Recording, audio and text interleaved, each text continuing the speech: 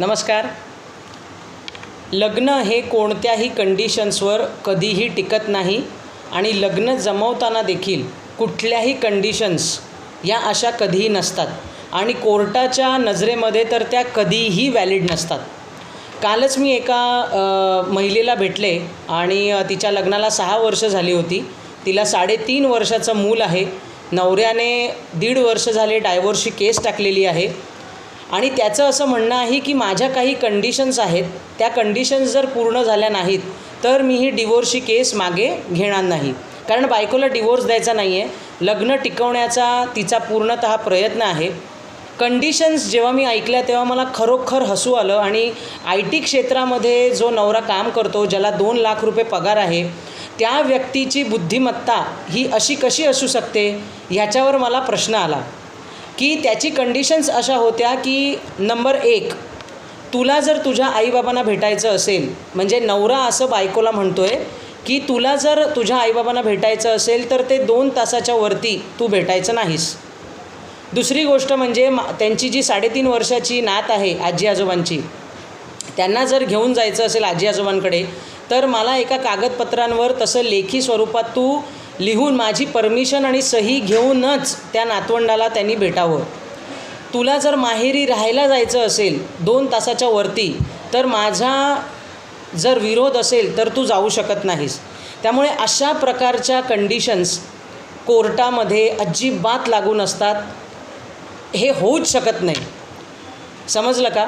त्यामुळे एक संशोधनाचा विषय असा आहे की अरेंज मॅरेज करताना आज आईवडील सोबत होते आणि तेच आईवडील आज तुम्हाला दुश्मन कसे झाले समोरच्या पार्टीचे.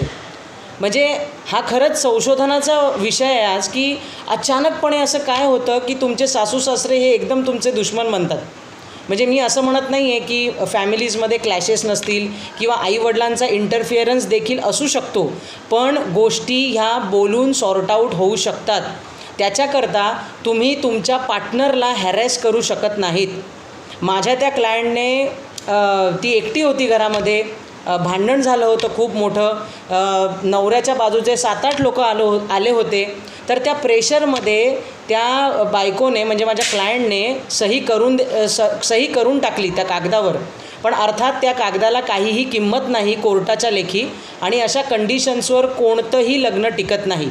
त्यामुळे लक्षात ठेवा, कोणीही कितीही नवरासुद्धा किंवा बायकोसुद्धा जर कुठल्याही कंडिशन्सवर जर तो सही करण्याकरता बळजबरी करत असेल तर वाटेल ते झालं तरी तुम्ही सही करू नका.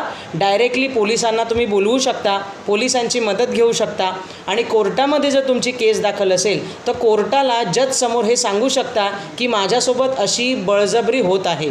ह्या गोष्टी लक्षात ठेवा. ह्या स्वतःला बेसिक माहिती असलेल्या गोष्टी आहेत. आपण एज्युकेटेड आहोत, आपलं शिक्षण आहे, आपण 2 लाख पगार घेतो. अशा बुद्धिमत्तेची लोकं जेव्हा असे वागतात ना तेव्हा मला खरंच त्या लोकांची कीव येते. लक्षात ठेवा, कुठल्याही जबरदस्तीला बळी पडू नका, मग तो नवरा असो किंवा बायको. लक्षात ठेवा.